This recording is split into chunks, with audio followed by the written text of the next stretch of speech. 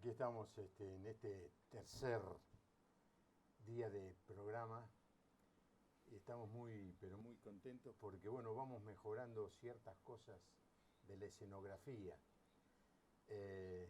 y muchas otras cosas que se van sumando, ¿no? Se van sumando, pero gracias a Dios estamos empezando a salir. Ya por lo menos la pantalla que está atrás mío veo que está funcionando. Tenemos otras dos que mañana las vamos a ir conectando. Y usted dice, pero tuvieron tanto tiempo en el verano, ¿por qué no lo hicieron? Es que somos argentinos y cometemos ese tremendo error de dejar todo para último momento. No sé si conoce eso, que ya haya alguien que esté viendo el programa y dice, no, yo lo hago todo con tiempo.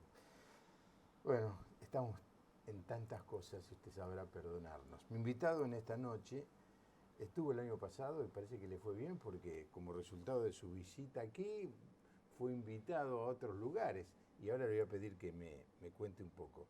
Carlos López, ¿qué tal, Carlos? ¿Qué tal, Juan Pablo? Bueno, me agrada saber que este es el tercer programa y gracias por la invitación. Y bueno, un feliz inicio entonces 2017. Sí. Allí, bueno, no viste, se ve un poquito.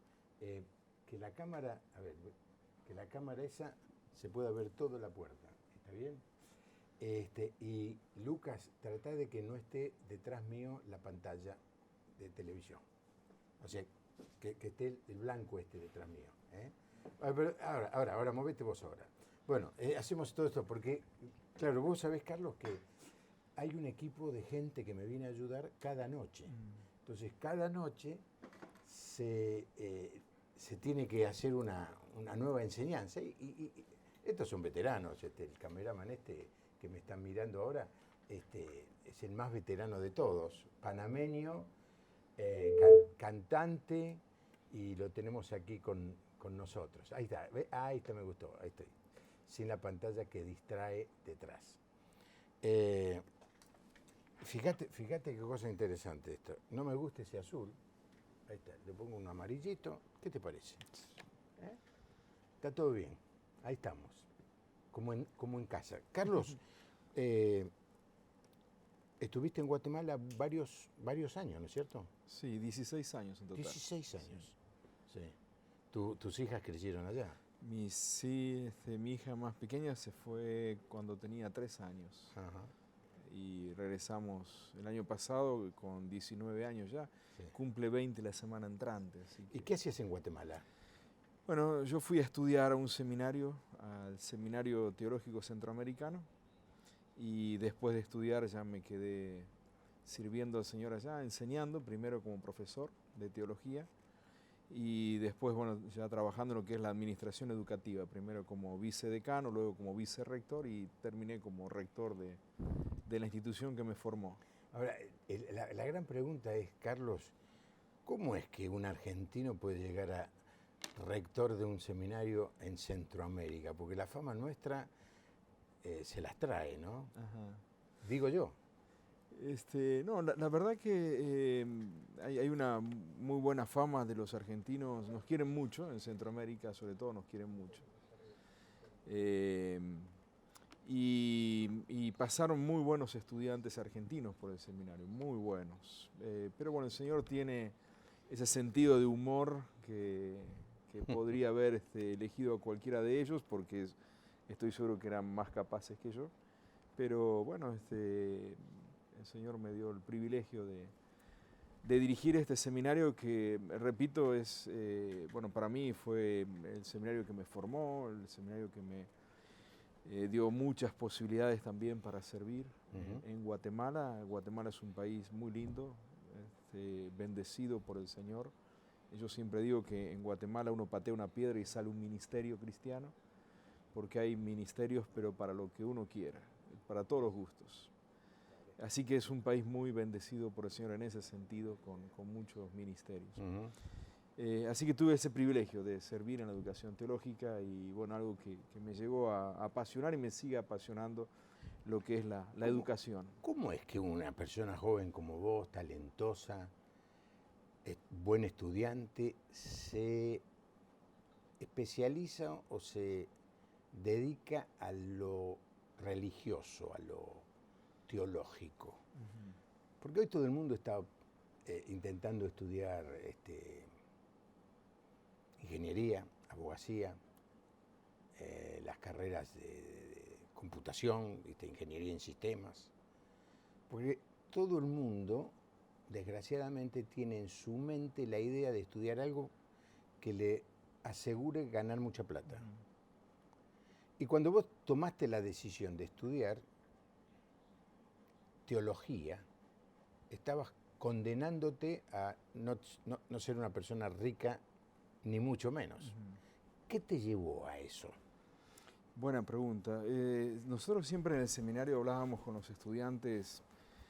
En el seminario, el sistema educativo en el seminario donde yo estudié, ahí el CETECA en Guatemala, es un formato de educación residencial. Es decir, los estudiantes vienen al lugar y en ese lugar es donde estudian. Entonces teníamos estudiantes de 24 nacionalidades, de América Latina la mayoría, pero también teníamos estudiantes que venían de otros continentes. Y más o menos alrededor de 1.200 estudiantes era el número que teníamos, así que un buen número de estudiantes. Pero siempre cuando ellos llegaban los primeros estudiantes al inicio, digamos, procurábamos nosotros hacerle precisamente una aclaración, y es que ellos habían elegido una carrera que posiblemente iba a ser la carrera peor paga en el mercado de la educación. Porque realmente si podríamos citar a 1, 2 o 3 teólogos en América Latina que viven de la teología, solamente de la teología, es decir, produciendo teología, la verdad que sería mucho hablar de 3 personas. La mayoría están involucrados en otras cosas, en negocios personales, en trabajo secular, o incluso, bueno, lo que decía el ministerio pastoral, ministerio educativo. Sí. Ahora, yo me orienté por la educación teológica en 2 sentidos. Primero, porque hay una vocación de servicio, es decir, creo que Dios me llamó al ministerio pastoral, pero me llamó sobre todo al ministerio de la enseñanza. Pero lo que descubrí en el camino, Juan Pablo, y bueno, lo comparto con los televidentes, con la audiencia, es que la educación teológica o la teología es una educación que nos enseña a vivir. Y este es un elemento que yo no lo tenía presente. Yo veía como la educación en un sentido, bueno, nos formamos en teología, nos educamos o estudiamos teología para servir al Señor, para predicar mejor, para enseñar mejor, para escribir un libro, para ministrar, para cantar en la iglesia, es decir, para lo que son actividades puramente eclesiásticas. Sin embargo, en mis años de estudio, lo que me fui dando cuenta es que ese es un concepto erróneo, o podríamos decir incompleto. Claro. Es decir, claro que estudiamos para servir al Señor en la iglesia y nos sirve, por supuesto que nos sirve. Pero uno de los elementos perdidos y olvidados es que la educación teológica nos ayuda para la vida. Y cuando nosotros hacemos un estudio en la Biblia, un repaso nada más, un repaso desde el Antiguo al Nuevo Testamento, nos damos cuenta que la educación teológica, la educación que tiene que ver con Dios, la educación que procede de Dios, la educación que forma al pueblo de Dios, es una educación que tiene que ver con la vida. Es decir, qué interesante, Carlos. No solo con el ministerio. Qué interesante. No me quiero derivar, pero la verdad es que dijiste algo tan interesante, que la educación teológica sirve para la vida, porque uno de los grandes problemas hoy de la gente es que no sabe para qué vive. Y no sabe vivir. Y me viene a la mente la canción esa que cantaba Julio Iglesias, que no la compuso él, pero que de alguna manera parecía como que representaba su vida, es cuando dice, me olvidé de vivir. Y que vos nos digas que estudiando teología, o yo lo diría de una manera más simple, ¿no? Estudiando lo que dice la Biblia, o lo que nos dice Dios a través de la Biblia, es que aprendemos a vivir. Déjame que le dé el teléfono a nuestros televidentes, lo hacemos cada noche, siempre hay alguna persona que nos ve por primera vez. Y nos encanta que nos llame y nos diga, es la primera vez que los encuentro, me encanta el programa, o me está empezando a encantar, me gusta el diálogo, me gusta lo que están hablando. Y yo le hago siempre la misma pregunta: ¿qué hizo durante 12 años que estuvimos todas las noches acá? ¿Qué estuvo haciendo a las 10 de la noche? Bueno, pero no le voy a hacer más de eso, no le voy a decir más. Pero sí que me encanta que nos llamen y nos digan.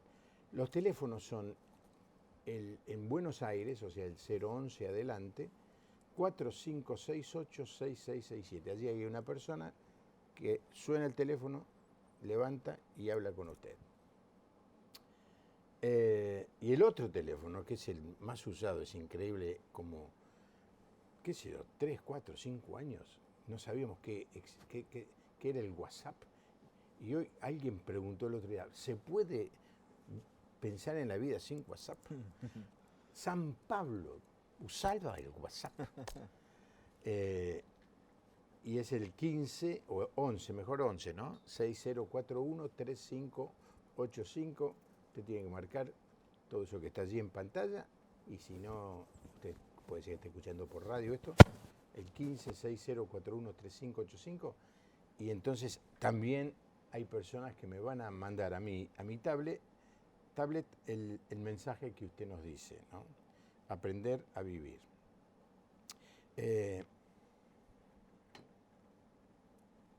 En tu vida personal, Carlos, yo a los teólogos los tengo que traer a la realidad, ¿no? En tu vida personal, decime 3 cosas, 4 si querés, que el estudio de la Biblia te enseñó para tu vida personal. No me digas que te enseñó para entender a los profetas. No. Tu vida personal, de levantarse a la mañana y salir a la calle. Háblame de eso. Bien. Bueno, yo creo que una de las primeras cosas que la educación teológica me enseñó fue a mirarme, a verme como Dios me ve. Y eso tiene que ver con precisamente una de las ramas de la teología, que tiene que ver con la antropología teológica o la antropología bíblica. Ay, qué difícil es bajarlos a la realidad a los teólogos. No, pero digamos, qué es lo que Dios dice de mí como individuo, como persona, como ser humano. ¿Qué es lo que ¿Quién soy yo? Claro, ¿quién soy yo como ser humano? Es decir, como ser humano, totalmente ser humano, carne y hueso, ser humano creado a la imagen y semejanza de Dios. Todos esos son conceptos teológicos profundos que entonces a mí me ayudaron y me ayudan para cada vez que me levanto, cada vez que salgo, cada vez que entro, cada vez que estoy en algún lugar, digamos, yo estoy obviamente como ser humano, como persona.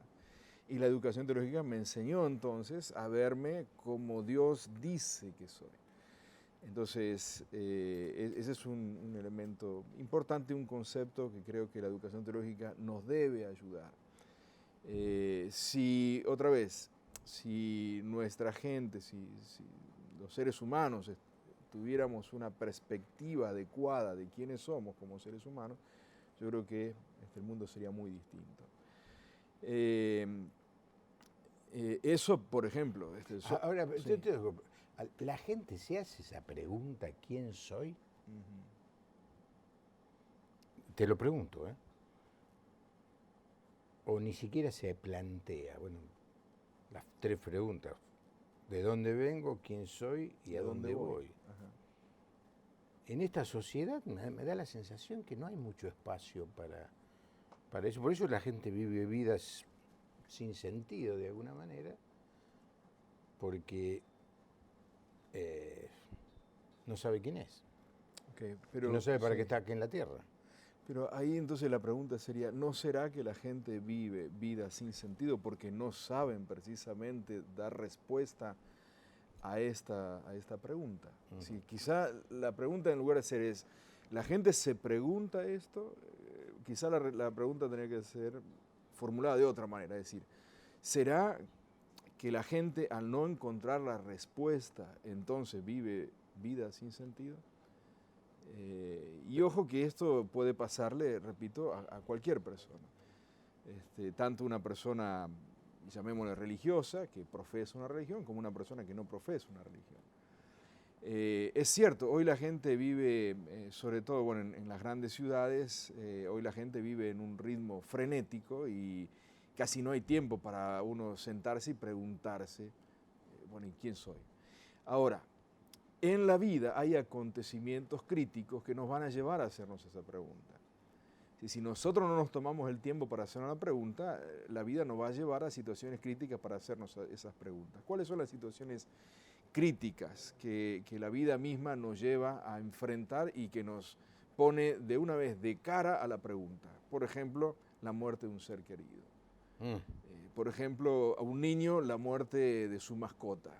Es decir, la muerte de la mascota, que es un suceso trágico, sobre todo para una criatura, pero la muerte de esa mascota enseña a la criatura, bueno, que a dónde fue este animalito, ya que hay una pregunta hecha. Entonces, las crisis de la vida, como por ejemplo, repito, la muerte de un ser querido, la crisis matrimoniales que vivimos, el desempleo, la situación económica. La enfermedad. La situación económica o las frustraciones de las expectativas que nos vamos haciendo. Uno dice, bueno, ¿y será que estas expectativas que yo he tenido durante toda la vida realmente es lo que vale la vida o posiblemente no sea por ahí donde tengo que ir? Entonces, las situaciones de la vida nos van llevando a esa pregunta. Ahora, tratando de completar la pregunta que me hiciste inicialmente, Juan Pablo, es ¿en qué me ayuda la educación teológica? En primer lugar, me ayuda a entenderme a mí mismo. ¿Quién soy? Ni más ni menos, sino qué es lo que Dios dice de mí como ser humano. En segundo lugar, como ser humano no descarnado de la realidad que vivo. Y ahí entonces comienzo a sumar a la definición de mi persona. Un ser humano, hombre, de 40 y monedas de años, casado, con 3 hijos, con una historia, con una infancia, y con expectativas que en algún momento pueden ser expectativas irreales, pero otras son expectativas realistas. Entonces, la teología me ayuda a verme entonces en el sentido como persona, lo que Dios dice de mí como ser humano. En segundo lugar, lo que Dios dice como ser humano hoy en este tiempo, siglo XXI, año 2017, casado, esposo, padre y demás. Argentino, en la situación en que vivimos y toda la situación. Lo tercero, la educación teológica me ayuda, y posiblemente tendría que haberlo puesto primero, me ayuda a ver a Dios. Me ayuda a ver a Dios como Él se reveló, no como yo quiero verlo, sino como Él se reveló en la palabra de Dios. Entonces la educación teológica me ayuda entonces a ver a Dios como Él se reveló y no agregarle cosas que de repente Él no se reveló así. Y en cuarto lugar, me ayuda a ver a los demás, a las demás personas, otra vez con una perspectiva como Dios dice que son los demás. Y eso, los demás, implica no solo a los demás que viven cerca mío, sino a aquellos incluso que viven lejanos a mí, lejanos geográficamente, pero también lejanos en cuanto a conducta, porque viven distinto que yo o porque profesan una religión distinta que la mía. Entonces, esos son elementos, creo yo, que básicos y que la educación teológica entonces nos ayuda a vivir mejor, a ser mejores personas, mejores ciudadanos, a ser mejores empresarios, mejores. Yo estoy totalmente convencido que si nuestros empresarios o los empresarios que se dedican a tema de negocios, a hacer negocios, dirigir empresas, tuvieran una formación teológica, aunque sea otra vez una formación teológica básica, porque no se van a dedicar a escribir un libro de teología, pero una formación teológica básica, entonces sus negocios serían distintos, la manera en que tratarían a sus empleados sería distinto, la manera en cómo pagarían a sus empleados sería distinto, la manera en que pagarían en tiempo y forma sus salarios sería distinto, la manera en que ellos harían negocios sería distinto. ¿Pero por qué? Porque hay otra vez una educación teológica que es parte de la vida de esa persona. Y esa persona dice, bueno, ¿por qué? Otro empresario puede decir, pero ¿por qué lo haces así? Bueno, acá está la respuesta. Es decir, porque fui educado de esa manera, teológicamente a hacerlo. Muy interesante, Carlos, porque la verdad es que la gente vive tan apurada y tan entretenida, eh, tan demandada, que rara vez te encontrás con que el ser humano hoy se detiene para pensar simplemente quién es. Y yo estoy pensando en el televidente que pacientemente está viendo el programa y dice, bueno, pues este hombre es un teórico, es un hombre que le ha dedicado mucho tiempo. Yo no sé si alguna vez voy a poder llegar a contestar esas preguntas. Me quedo con lo que soy, me quedo con lo que tengo, me quedo con lo que sé. Y yo le diría que está haciendo un gran mal, se está haciendo un gran mal. Porque detrás de cada uno de nosotros hay un tremendo potencial que en la mayoría de los casos está neutralizado por nuestra, primero, negligencia, por nuestra pereza, por nuestra ignorancia. Cuando nosotros decimos, claro, estoy hablando con un profesor de teología, pero yo lo digo de otra manera y lo decimos en los programas. Cuando nosotros le decimos a la gente, abra la palabra de Dios, léala, pregúntese qué es lo que me está diciendo a mí. Él le llama a eso hacer teología, yo le llamo a estudiar la Biblia.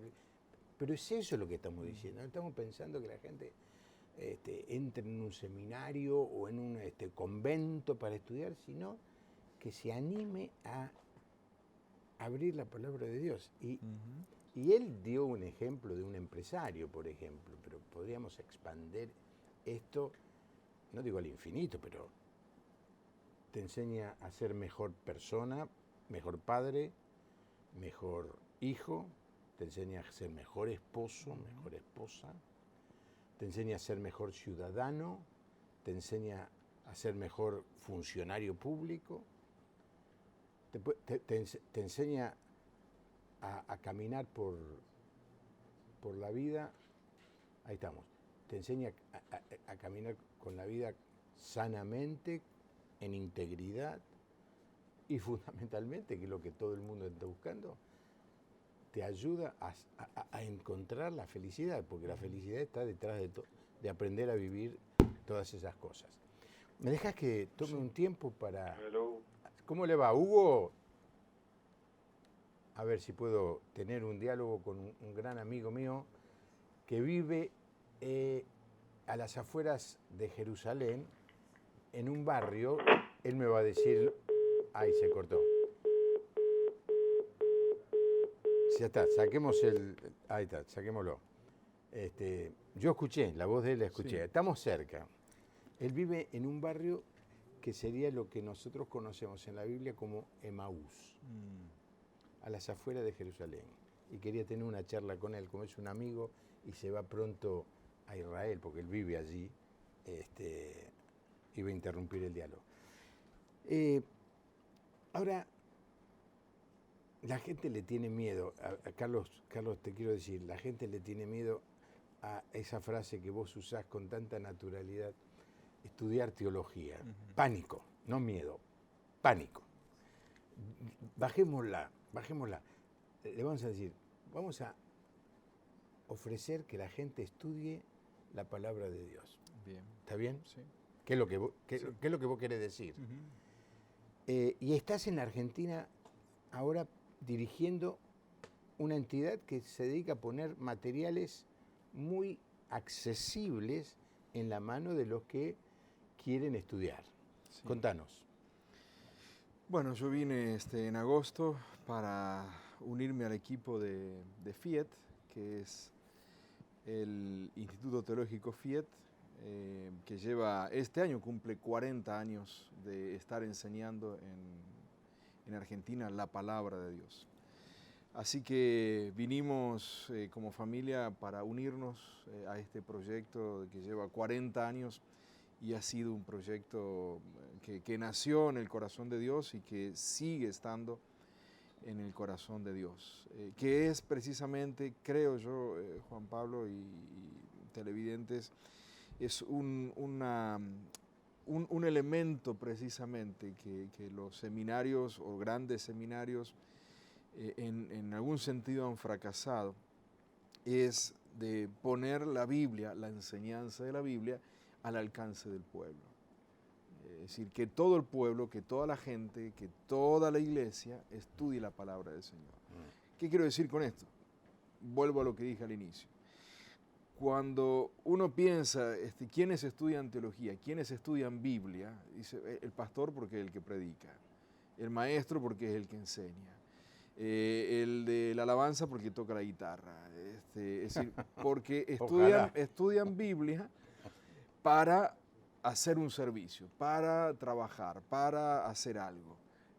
Sin embargo, cuando nosotros entendemos que la educación de la Biblia tiene que ver entonces con enseñar para la vida, entonces lo que estamos viendo es que toda la iglesia, que todo el pueblo de Dios tendría que tener acceso al estudio de la palabra de Dios. Y eso es lo que hace FIET, pone el estudio de la palabra de Dios al alcance de toda persona, no importa dónde viva, no importa la escolaridad que tenga, no importa si es grande, no importa si es adolescente, si es joven o si es adulto.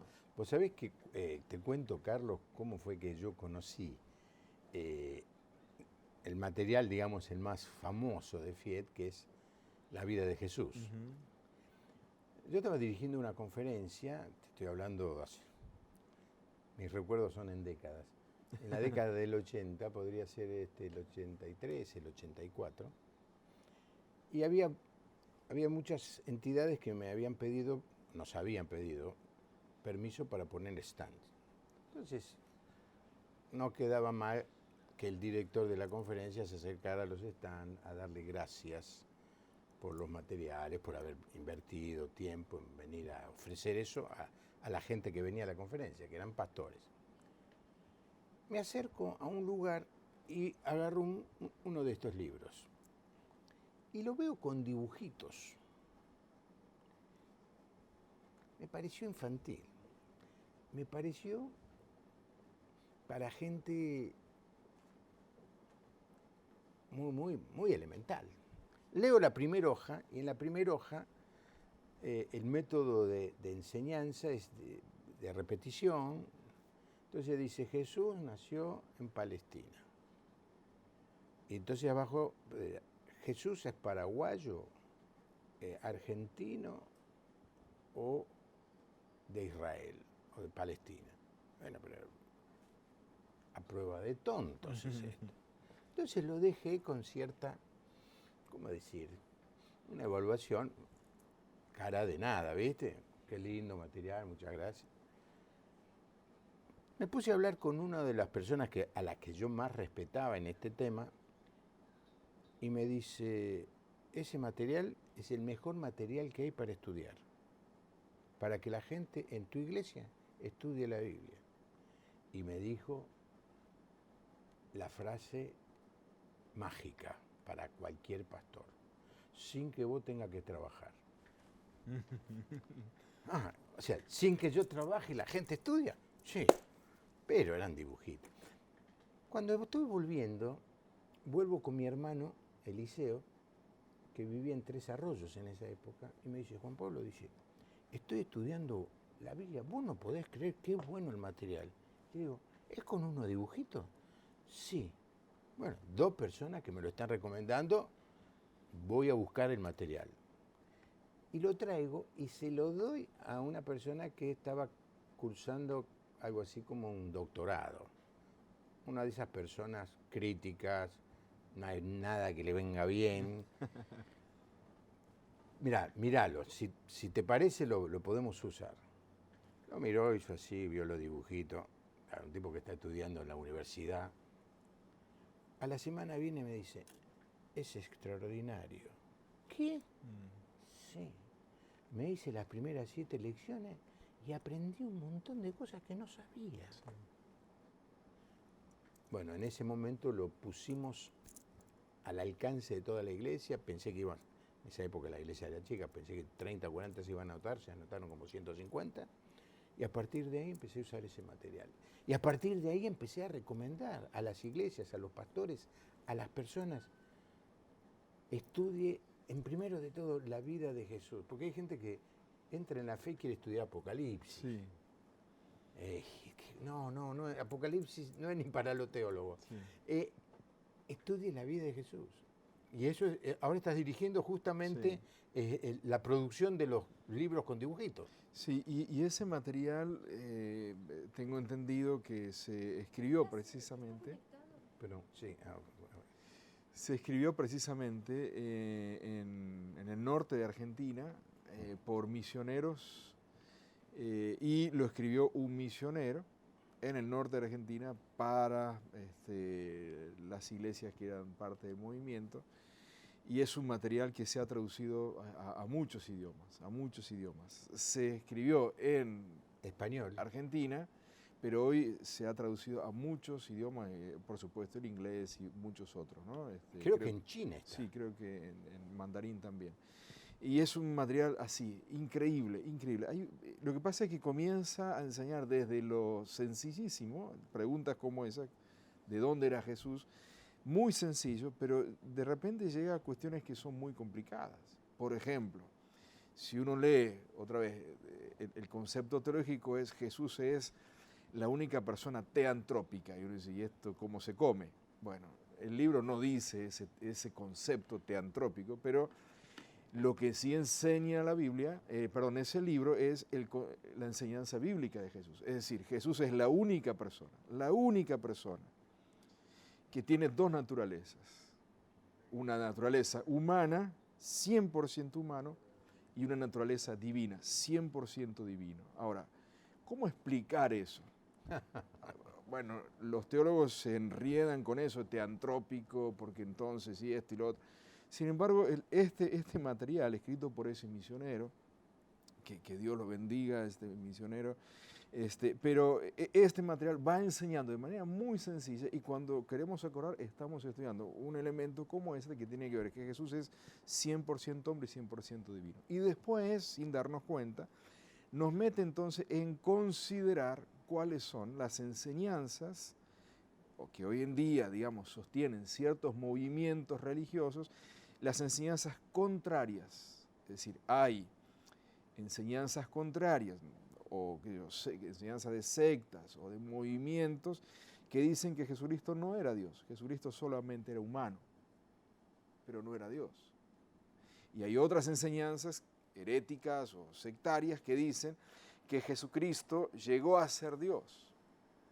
O hay otras enseñanzas que dicen que Jesucristo era Dios, pero no hombre, que era apariencia de hombre, pero no era totalmente humano. Ahora, cuando nosotros revisamos los pasajes de la Biblia, y el libro, este material nos va llevando pasaje por pasaje, por pasaje, por pasaje, nos lleva entonces a encontrar a un Jesús en la Biblia que es 100% humano, y por eso me entiende, me comprende, sintió igual que yo, tuvo hambre igual que yo, sufrió en la cruz.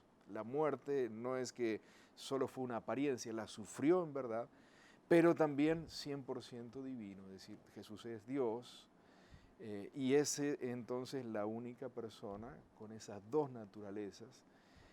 Y hoy en día Jesucristo, a la diestra del Padre, como lo dice el Nuevo Testamento, a la diestra del Padre está precisamente con esas dos naturalezas, la naturaleza humana, la naturaleza divina. Nunca dejó de ser Dios, y en este caso la naturaleza humana no la perdió aún cuando resucitó. Entonces, cada vez que Dios el Padre mira hacia su derecha, lo que ve es a su Hijo Jesucristo, a su amado Hijo, humano. Y por eso es que entonces Dios nos ama de tal forma, ¿no? De tal manera. Entonces, ese es un recurso valiosísimo que, repito, está ahí a disposición de toda la iglesia. Y otro elemento importante que tiene FIET, y que por eso a mí me gustó, y por eso fue que retornamos a Argentina para trabajar en este seminario, porque nos gustó esta visión de que toda la iglesia debe estudiar, no solo los los iluminados, no solo los pastores, no solo los que enseñan, no, toda la iglesia debe estudiar. Y el otro elemento es que debe estudiar a través de un aprendizaje colaborativo. ¿Qué significa esto? Que Fiat lo trabaja muy bien durante 40 años. Acá no se trata de ir a una clase donde ahí está el experto. Porque si dependemos del experto, el experto hoy se enfermó, tuvo que viajar, se durmió y entonces nos quedamos sin enseñanza. Entonces, no dependemos del experto, lo que dependemos es de un manual, de un material que nos va guiando, pero el aprendizaje lo vamos encontrando entre todos en ese espacio colaborativo. Hoy ya muchas universidades utilizan este modelo de aprendizaje colaborativo. ¿Qué significa? Como compañero haces un aporte interesante en mi aprendizaje, pero yo también hago un aporte interesante a tu aprendizaje y así entonces mutuamente vamos entonces creciendo juntos, como dice la palabra del Señor, a la estatura del varón perfecto que es Jesucristo. Bueno, vamos a dar supongo que ya está anotado, la página de internet de Fiat, que es muy fácil, www, ¿no es cierto? Seguramente ya lo tienen, Fiat, fiet.com.ar. Sí. Ahí está, .com.ar. Significa Facultad Internacional de Estudios Teológicos. Y yo le quiero recomendar a todos los colegas pastores, yo soy pastor, se lo quiero recomendar, pero porque lo viví, no lo experimenté en el pasado, lo sigo experimentando en el presente, que es una posibilidad tremenda de tener material que produzca que todos los que quieran estudiar puedan hacerlo y lo hagan en grupos. El nombre que se le da a esos grupos es peñas, y vayan ayudándose y motivándose y enriqueciéndose en el diálogo, en los encuentros semanales. Yo lo he vivido, lo he experimentado como pastor. De golpe llegar a mi casa y ver que mi señora estaba con su peña.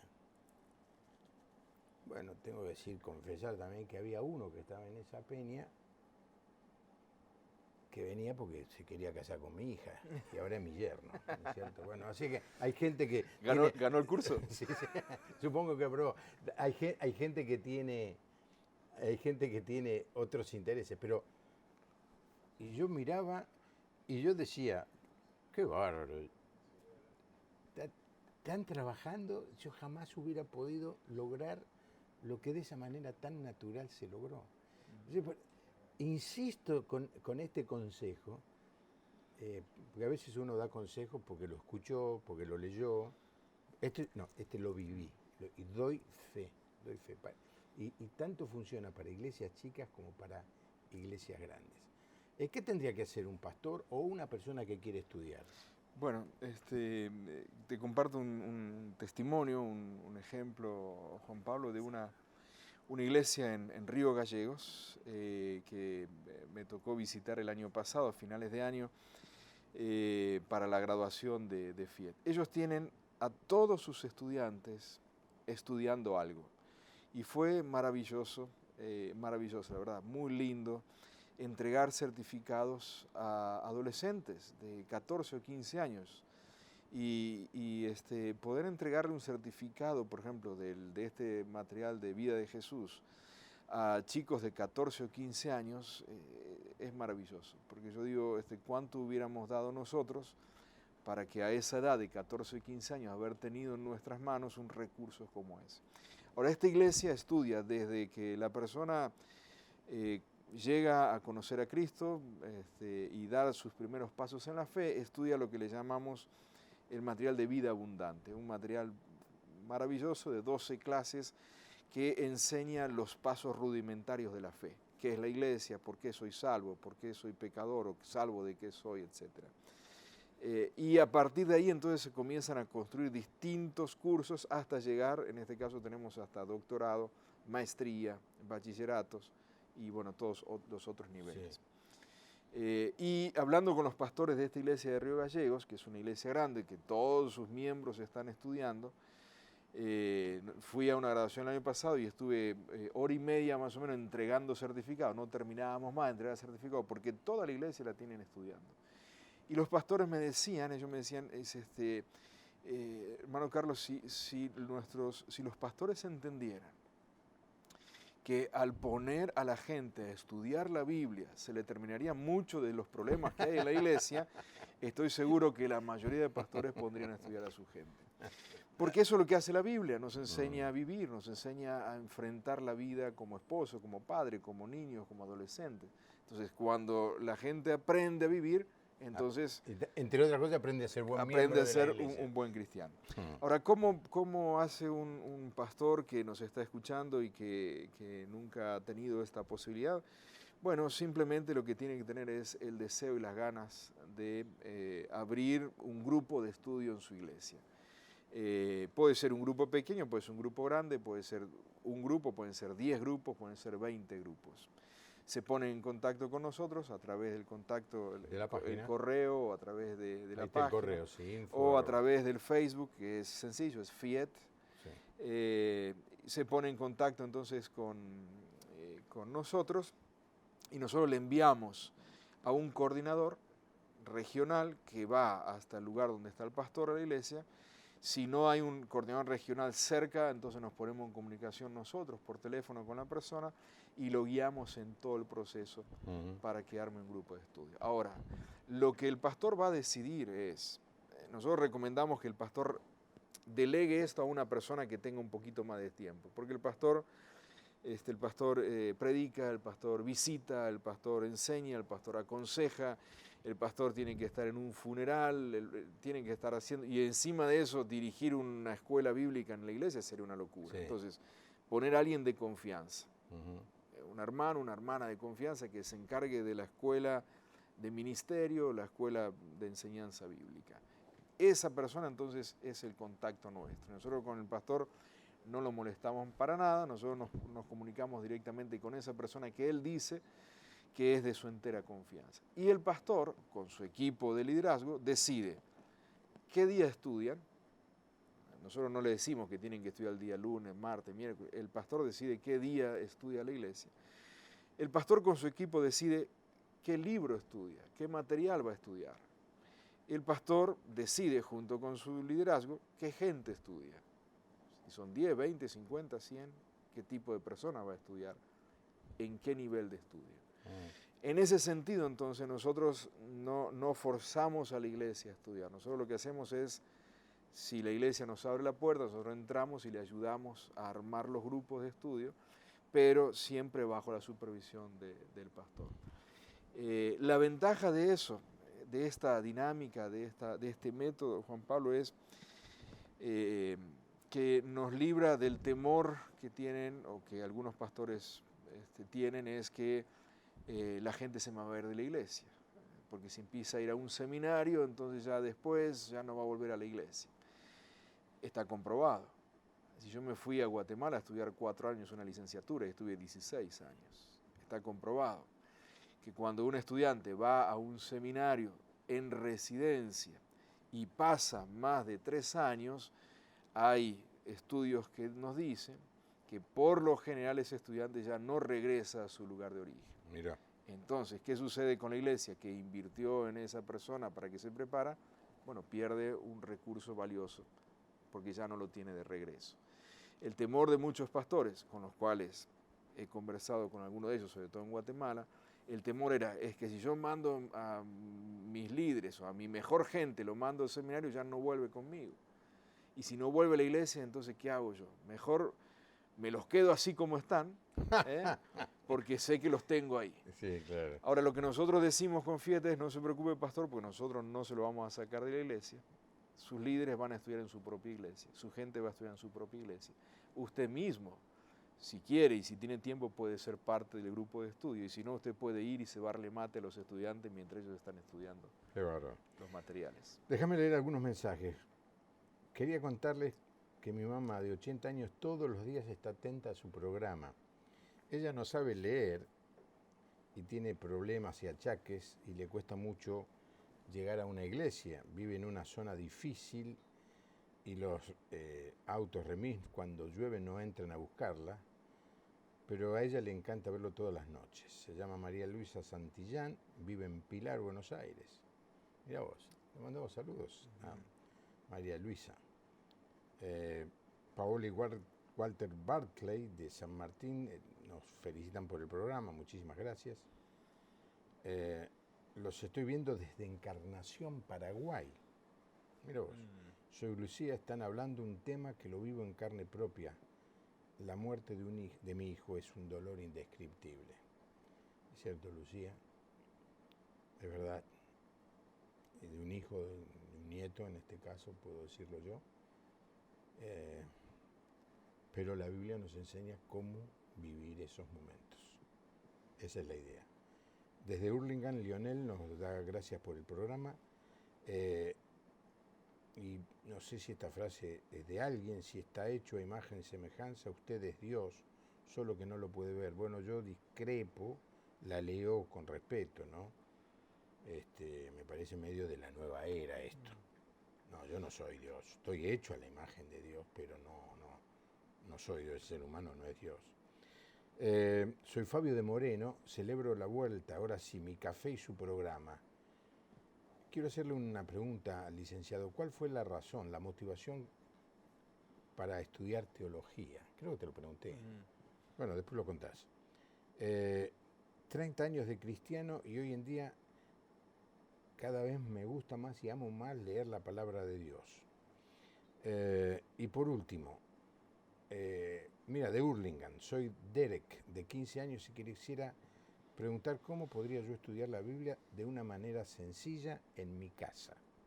Bueno, acá se abre otra pregunta interesante, porque vos hiciste toda una explicación de estudiar en la iglesia. Y esta chica, Derek, tiene 15 años y pregunta si puede estudiar sola en su casa.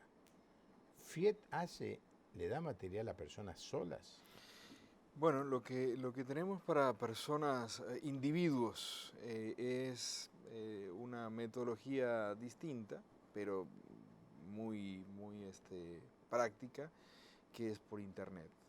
Entonces, en ese sentido, la persona puede estudiar. Y la edad mínima que estamos exigiendo, digamos, para estudiar por internet es desde 15 años. Así que precisamente Derek podría ser parte de eso. Ahora, yo en el caso de Derek, yo no sé cuál es el nivel de estudio que tiene, pero si él quisiera estudiar o ella quisiera estudiar, yo le recomendaría Vida Abundante, que es un material excelente, muy sencillo y que establece las bases para luego sobre eso continuar creciendo en el conocimiento de la palabra del Señor. Sí. Y ese sí lo puede hacer solo. Es decir, sí, ahora déjame que yo eche un párrafo como pastor. Derek, sí, podés hacer muchas cosas solas, pero realmente vas a aprovechar mucho más, te vas a enriquecer mucho más si lo haces en una comunidad con otras personas.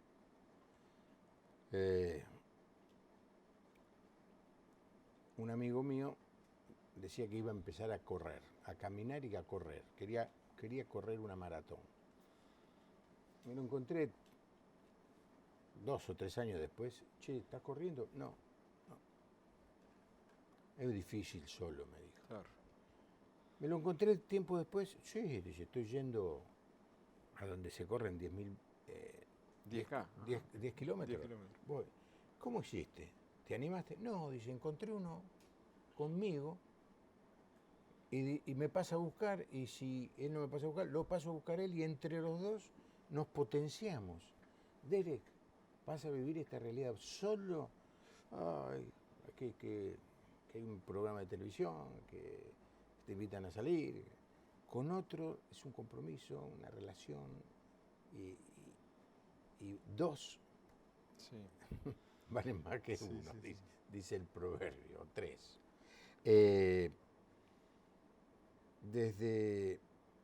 Nos saluda y nos agradece esta charla gratificante Noelia de Echeverría, de Moreno. Noelia Echeverría de Moreno. Me gustaría que figurara la página de internet. Hoy entra mucha gente por la página, ¿no es cierto? Sí. Sí. O el correo. Sí. No, la de la nuestra no, la de Fiat.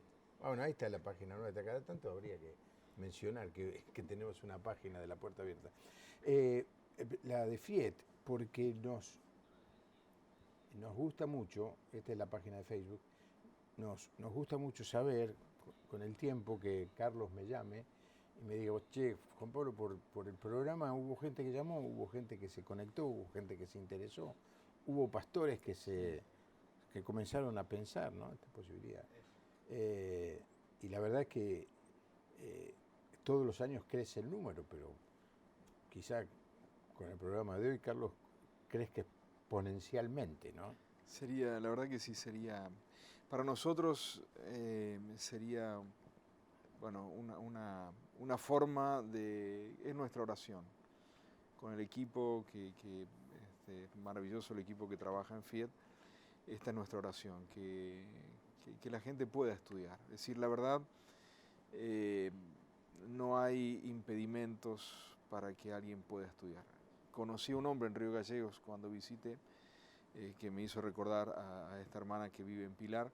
Este hombre, que lo conocí en Río Gallegos, él no sabía leer y escribir. Un empresario. Empresario. No sabía leer y escribir, inmigrante. Y de hecho yo me hospedé en el hotel, que él es dueño del hotel donde la iglesia me hospedó. Y tiene 2 o 3 negocios más, pero no sabía leer y escribir. ¿Cómo aprendió a leer y escribir? A través de Vida Abundante. Mirá vos. Y él se acercó a mí y me dijo, yo aprendí a leer y escribir por medio de Vida Abundante. Así que Fiat no solo me enseñó a estudiar la Biblia, sino me enseñó también a leer y a escribir. Qué bárbaro.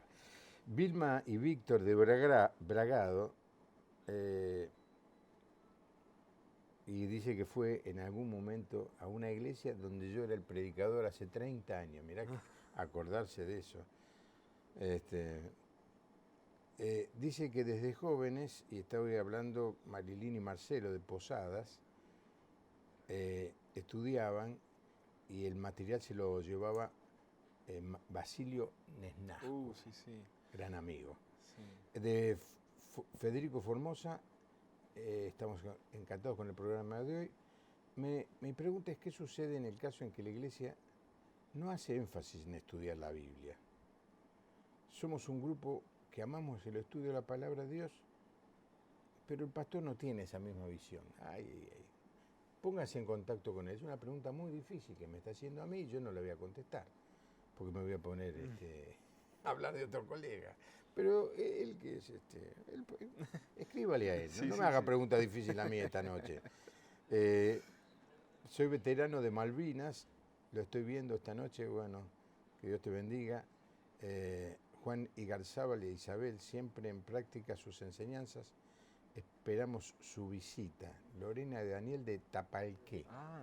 Sí. Los hermanos de Tapalqué, ellos estudian precisamente con Fiat y bueno, son una iglesia preciosa y yo realmente estoy muy agradecido con ellos porque fue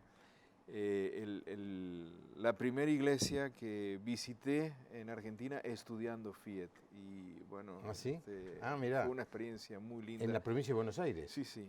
Y espero visitarles en cualquier momento. Son hermanos de muchísimo grado.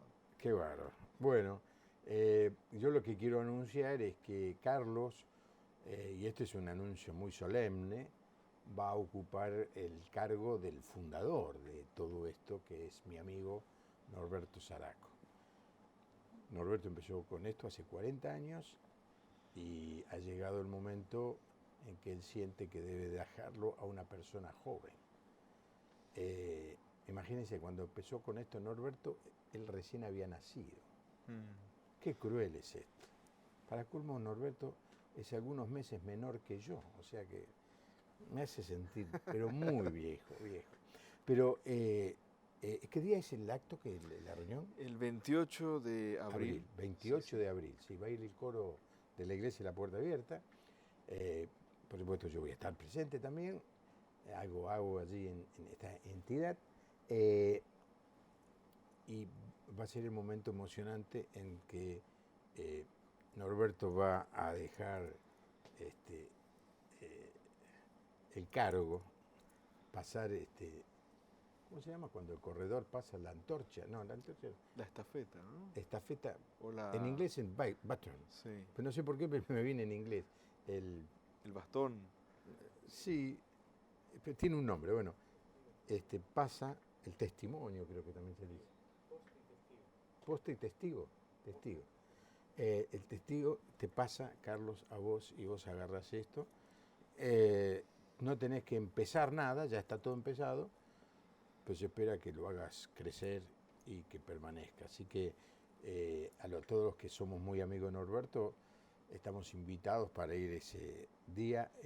Ya que está, lo anuncio, va a ser en la iglesia presbiteriana San Andrés, en Avenida Belgrano y la calle Perú, a 4 cuadras de la Plaza de Mayo. Esperamos que no haya piquete. Piquetes ese viernes a la noche. Es un templo histórico muy, muy hermoso y allí se va a hacer este acto. Y estamos muy contentos, Carlos, con tenerte en la Argentina. Gracias, Juan. Y también gracias por haber venido esta noche al programa. Y la verdad que mi deseo es que muchos pastores y muchas personas se sumen y se pongan a estudiar la Biblia, pero para que aprendan a vivir, esto lo dijiste vos y lo agrego yo, y aprendiendo a vivir, sean felices.